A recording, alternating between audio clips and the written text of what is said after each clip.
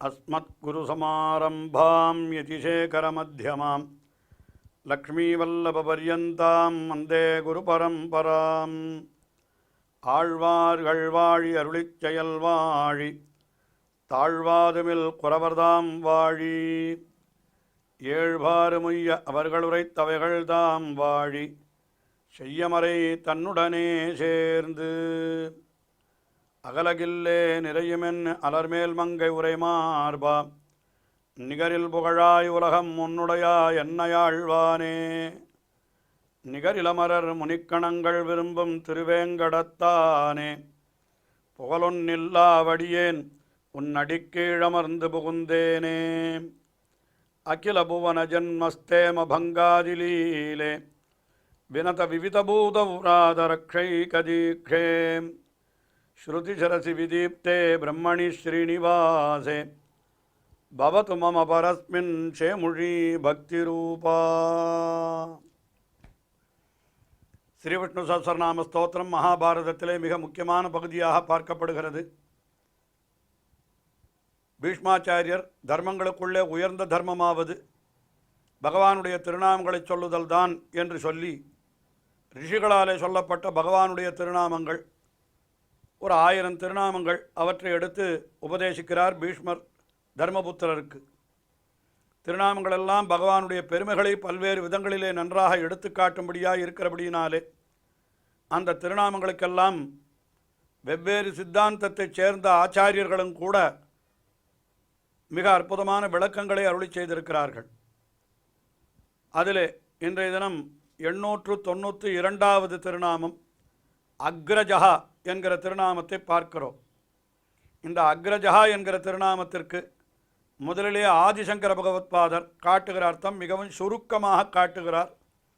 அக்ரே ஜாயத இதி அக்ரஜஹா, எல்லாவற்றிற்கும் முன்னாலே இருப்பவர் என்று சொல்கிறார். அக்ரே ஜாயத என்னால் நாம் முதலிலே பிறப்பவர் என்று கூட சொல்லலாம்.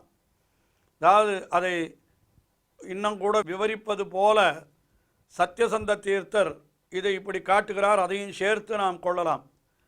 அக்ரே என்றால் சிருஷ்டேஹே பிராக்கு ஜாயத்தே வியஜ்யத இது அக்ரஜஹா.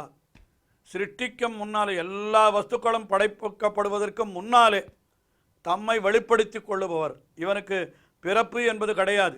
ஜாயத்தே என்று சொன்னால் பிறக்கிறான் என்றோ பொருளாகிறது. ஆனால் இவன் பகவானுக்கு பிறப்பு இறப்பு என்பது கிடையாது. அதனால் இந்த ஜாயத்தே என்பதை வியஜ்யத்தே என்ற அர்த்தத்திலே காட்டுகிறார் சத்யசந்த தீர்த்தர். அதே அர்த்தத்தை தான் இங்கே நாம் ஆதிசங்கருடைய வியாக்கியானத்திலையும் கொள்ள வேண்டும். ஆஹா, என்ன சொல்லுகிறார்? சதேவ சோம்ய இதமக்ர ஆசீத் என்று உபனிஷத்திலே, சாந்தோக்கிய உபனிஷத்திலே தெரிவிக்கிற பொழுது பிரம்மம் மட்டும்தான் படைப்பு காலத்திலே இருந்தது. முதலிலே பிரம்மம் மட்டுமே இருந்தது.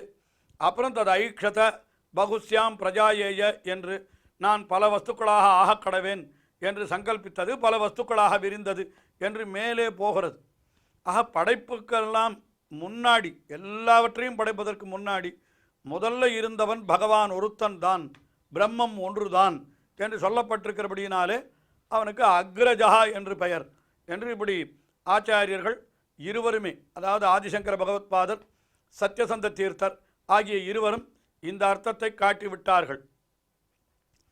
ஆனால் அக்ரஜஹா என்கிற திருநாமத்திற்கு பராசர பட்டர் முற்றிலும் வேறு பொருளை காட்டுகிறார். ஏனென்றால் அவர் கீழே திருநாமங்களெல்லாம் ஒரு முக்தனானவன் பரமபதத்தை அடையும்படி சொல்லுகிறது. இங்கிருந்து விடுபட்டு பரமபதத்துக்கு போகிறான் என்றால் அவன் எப்படி போகிறான் என்றால் அர்ச்சிராஜி மார்க்கம் என்று ஒரு வழியாம், அந்த வழியாக போகிறானாம். அந்த வழியிலே 13 படிகள் சொன்னார் அவர். முதல் படி இது, இரண்டாவது முதல் படி என்று சொல்லுகிற பொழுது அவர் என்ன சொன்னார்? பகல் பொழுது என்று சொன்னார். இரண்டாவது படி என்று சொல்லுகிற பொழுது அது சுக்லபக்ஷம் என்று சொன்னார். மூன்றாவது படி என்று சொன்னால் உத்தராயணம். நாலாவது படி அது சம்வத்சரம் என்று இப்படி வரிசையாக சொல்லி கொண்டு வந்து கடைசியாக அமானவ கரஸ்பர்ஷம் என்று அங்கே போனால் இவனுக்கு அமானவன் என்பவன் இவனை தொட்டு இவனுடைய சம்சார வாசனையெல்லாம் ஒழிக்கிறான் என்று சொல்லி அதற்கு பிறகு அங்கே 500 அப்சரசுக்கள் 500 அப்சரசுக்கள் வந்து இவனை மாலை, மை, ஆடை, இன்னும் உண்டான விஷயங்களால் சந்தனம் இவற்றையெல்லாம் கொண்டு இவனை அலங்கரிக்கிறார்கள் என்கிற அந்த அர்த்தத்தை வரைக்கும் கீழே நைகதா என்கிற முன் திருநாமம் வரை சொன்னார். இப்போ அக்ரஜா என்கிற திருநாமத்திற்கு அதனுடைய தொடர்ச்சியாக அர்த்தம் சொல்லுகிற பொழுதோ ஏவம் பிராப்தவதாம் முக்தானாம், இப்படி தன்னை வந்து அடைந்த முக்தர்களுக்கு என்ன செய்கிறான் பகவான்? அக்ரே சக, அவர்களுக்கு முன்னாலே தான் இருந்து, அக்ரே என்றால் அவர்களுக்கு முன்னாலே இருந்து, சர்வைஸ்வர்யம் ஸ்ரீயா யதா பர்யங்க வித்யம் பரமயோக்யா ஜாயத இதி அக்ரஜா என்று பர்யங்க வித்யை என்று ஒன்று சொல்லப்பட்டிருக்கிறது. பர்யங்க வித்யை என்னால் அது சாஸ்திரங்களிலே சொல்ல, பையங்கம் என்னால் கட்டில். அதாவது இங்கிருந்து பரமபதத்திற்கு செல்லுகிற அந்த ஜீவாத்மாவானவன் ஒரு கட்டிலே எழுந்தருளிருக்கின்றான் எம்பெருமான். அந்த கட்டிலை மிதித்து இவன் மேலே ஏறுகிறானான். இதுதான் பர்யங்க வித்யை என்று சாஸ்திரங்களிலே சொல்லப்பட்டிருக்கிறதாம். அதை எடுத்து இங்கே சொல்லுகிறார்.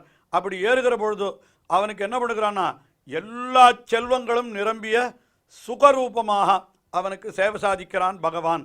அங்கே பரமபதத்தில் போனால் அந்த பகவானை பர்யங்க வித்யிலே சொல்லப்பட்டபடி எப்படின்னா பரமபோக்யா, மிகவும் இனிமையானவனாக எப்படி இருக்கிறான்னா, சர்வைஸ்வர்யா ஸ்ரீயா, எல்லா விதமான ஐஸ்வர்யங்களும் பொருந்தின செல்வங்களோடு கூடினவனாக.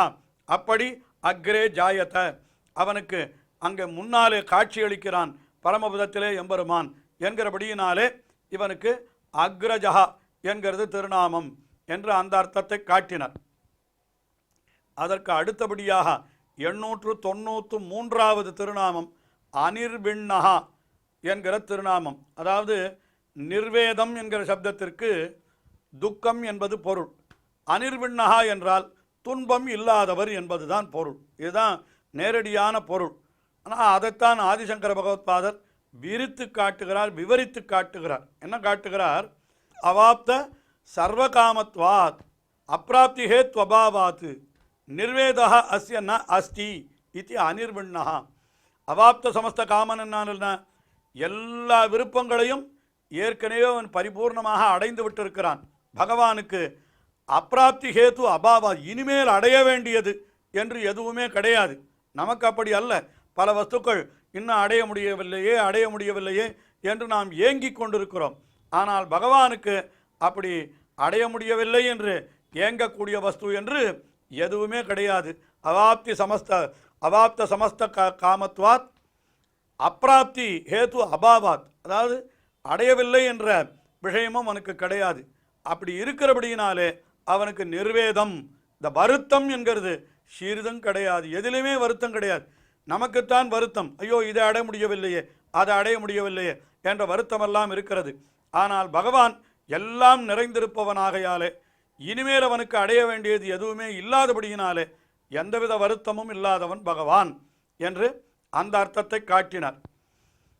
அனிர்விண்ணஹா என்கிற திருநாமத்திற்கு பராசரப்பட்ட அர்த்தம் காட்டுகிற பொழுது கீழ்த்திருநாமத்தோடு ஒரு தொடர்பு சொல்லி காட்ட வேண்டும். கீழே திருநாமம் இங்கிருந்து விடுபட்டு பரமபதத்திற்கு போகின்ற ஜீவாத்மாவை பற்றி சொல்லப்பட்டது.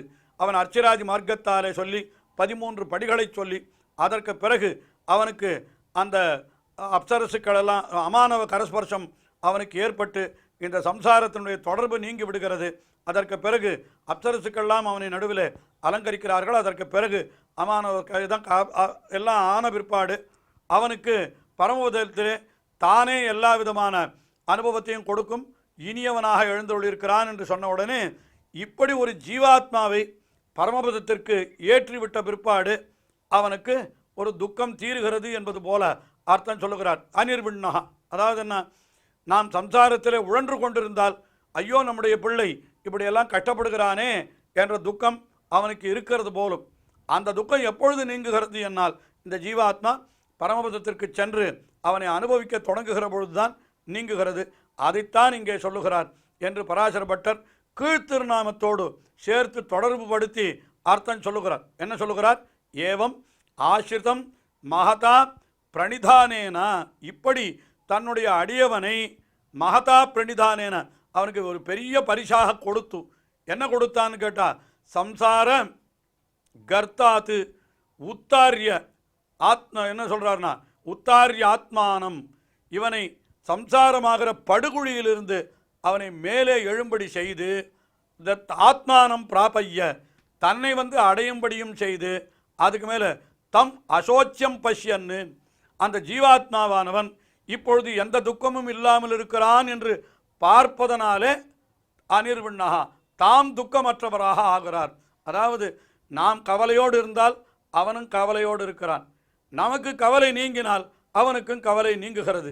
அதைத்தான் சொல்லுகிறார். இவனை பரமபதத்திற்கு அழைத்து சென்று பரமபதத்திலே இவன் ஏறிவிட்டான் என்று பார்த்து தம் அசோச்சியம் பஷ்யன்னு அந்த ஜீவாத்மாவானவன் சோகமில்லாதவனாக இருக்கிறான், எல்லா சோகங்களிலிருந்தும் விடுபட்டு விட்டான் என்று பார்த்த பிற்பாடு நான் என்ன ஆகிறதுன்னு கேட்டால் ஸ்வமபி அனிர்விண்ணகா தானும் கூட என்ன ஆகிறான், அனிர்விண்ணகா துக்கமற்றவனாக ஆகிறான் என்று இப்படி அழகான அர்த்தத்தை காட்டுகிறார். அதாவது நமக்கு துக்கம் ஏற்பட்டால் அவனும் துக்கப்படுகிறான். உலகிலே கூட குழந்தை துக்கமாக இருந்ததென்றால் தாயும் துக்கமாக இருக்கிறாள். குழந்தைக்கு அங்கு துக்கம் நீங்கித்து என்றால் தாய்க்கும் சந்தோஷம் ஏற்படுகிறது. அதுதான் இங்கேயும் கொள்ள வேண்டும் என்று ஆச்சாரியர்கள் காட்டியிருக்கிறார்கள். அடுத்தபடியாக 894வது திருநாமம் சதாமர்ஷி என்கிற திருநாமம். அதாவது சதாமர்ஷி என்னால் என்ன அர்த்தம், எப்பொழுதும் பொறுத்து கொள்ளுபவர் என்பதுதான் பொருள். அதைத்தான் அர்த்தம் காட்டுகிறார். என்ன சதா சாதூன் ஆபிமுக்கியேன மிருஷ்யத்தே க்ஷமத இதி சதாமர்ஷி. அதாவது அடியவர்கள் நற்காரியங்கள் செய்து அனுகூலமாக இருக்கக்கூடிய அடியவர்கள் அவர்களுடைய குற்றங்களை எல்லாம் பொறுப்பவர். இதுதான் சதாமர்ஷி. எப்பொழுதும் அடியவர்களுடைய குற்றங்களை, அதாவது சதஹ சாதூன் சாதுக்கள், அந்த சாதுக்கள் ஆபிமுக்கியேன மிருஷ்யத்தே அவர்களை செய்யக்கூடிய தவறுகளையும் கூட க்ஷமத்தே பொறுத்து கொள்ளுகிறார். இதனால் அவருக்கு சதாமர்ஷி என்பது திருநாமம் என்று அந்த பொருளை காட்டினார்.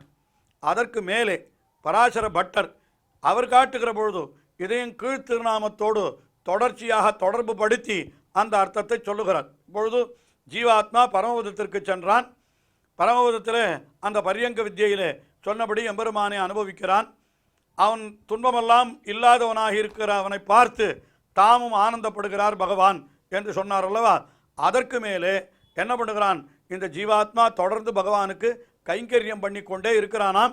இந்த கைங்கரியத்தை எல்லாம் பார்த்து மகிழ்கிறாராம். சொல்கிறார் ததா பிரபிருத்தி சர்வகாலம், அது முதற்கொண்டு முடிவே இல்லாத காலம் என்ன பண்ணுனா தேன கிருத பிரதிகிருதம் மர்ஷயித்தும் நிர்வோடும் ஷீலம் அஸ்யேதி, அவன் பண்ணக்கூடிய கைங்கரியங்களை நிறைவேற்றி கொண்டும் ஏற்றுக்கொண்டும் பொறுத்து கொண்டும் இருப்பவர் சதாமர்ஷி என்றால் எப்பொழுதும் அவனுடைய அந்த கைங்கரியங்களை ஏற்றுக்கொள்ளுகிறார் பரமபதத்திலே என்று அந்த அர்த்தம் சொல்கிறார். இது அமர்ஷா என்றால் கோபம் என்று ஒரு பொருள் சொல்லப்பட்டிருக்கிறது. சதா அமர்ஷா கோபா எப்பொழுதும் கோபித்து கொண்டிருப்பவர் என்கிற அர்த்தத்தை காட்டினார் சத்யசந்த தீர்த்தர். ஐயோ, எப்பொழுதும் கோபம் உள்ளவர் என்றால் என்ன பொருள் அது என்று நமக்கு கேள்வி எழுகிறது அல்லவா. சத்யசந்த தீர்த்தர் என்ன அர்த்தம் காட்டுகிறார், எப்பொழுதும் தைத்தியேஷு அஸ்ய அமர்ஷா அஸ்தி, அசுரர்களிடத்தில் எப்பொழுதும் கோபத்தோடு இருப்பவர். ஏனென்றால் அசுரர்கள் எப்பொழுதும் சொன்ன சொல் கேட்காதவர்கள், எது சாஸ்திரங்களிலே கூடாது என்று விதிக்கப்பட்டிருக்கிறதோ அதையே பிடிவாதமாக செய்கிறவர்கள். ஆயினாலே அவர்களுக்கு சதாமர்ஷி என்று பெயர் என்று சொன்னார். அதற்கு மேலே சத்சு சஜ்ஜன விஷயே ஆசம்யக்கு மிருஷ்யத்தே க்ஷமத இதி வா என்று இன்னொரு அர்த்தமும் காட்டினார். சத்சு நல்லவர்கள், எம்பெருமானுடைய அடியவர்கள், அவர்கள் விஷயத்திலே அவர்கள் என்ன தவறு செய்தாலும் அதை பொறுக்கும் தன்மை, அது ஆதிசங்கர பகவத்பாதர் காட்டின அர்த்தத்தினுடைய தொடர்ச்சி என்றே கொள்ளலாம். பொறுக்கும் தன்மை உள்ளவர் ஆயினாலே சதாமர்ஷி என்று அந்த அர்த்தத்தை காட்டினார். அதை தவிர இன்னொரு அர்த்தமும் காட்டுகிறார். சதாமா பாஷி வருணா தம் நந்தகோப சம்ரக்ஷணார்த்தம் ரிஷதி கச்சதீதி வா என்று இன்னொரு அர்த்தம். நந்தகோபனை காப்பதற்காக வருணனிடத்திலே சென்றவர் என்று ஒரு அர்த்தத்தையும் காட்டுகிறார். அதாவது 7 நாள் மழை பொழிந்த பொழுது அந்த வருணனை இந்திரனை அடக்கினார் அல்லவா, அந்த சரித்திரத்தை சொல்லுகிறார் என்று கொள்ளலாம். இல்லை வேறு சரித்திரமாகவும் இருக்கலாம். அதாவது அந்த சதாமா பாஷி அப்படின்னா இவனை நந்தகோபனை துன்புறுத்தியவன் வருணன், அவனை இது நந்தகோபனை காப்பதற்காக அந்த வருணனிடத்திலே சென்றவர் என்று அப்படியும் பொருள் கொள்ளலாம் என்றும் இன்னொரு அர்த்தத்தை சத்தியசந்தர் தீர்த்தர் காட்டுகிறார். திருநாமங்கள் தொடர்கின்றன, தொடர்ந்து அனுபவிப்போம். ஸ்ரீயக்காந்தாய கல்யாண நிதையே நிதையேர்த்தினாம் ஸ்ரீவேங்கட நிவாசாய ஸ்ரீனிவாசாய மங்களம். ஸ்ரீமத் சுந்தர ஜாமாதிர் முனிமானசவாசினே சர்வலோக நிவாசாய ஸ்ரீனிவாசாய மங்களம்.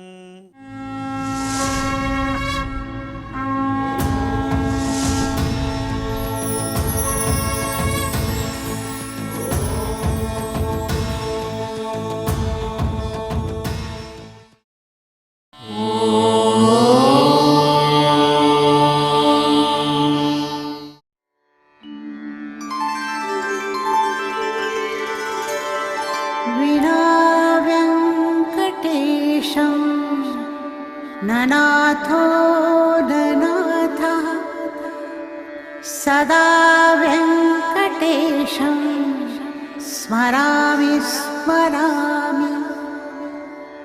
हरे वेङ्कटेश प्रसीद प्रसीद. प्रियं वेङ्कटेश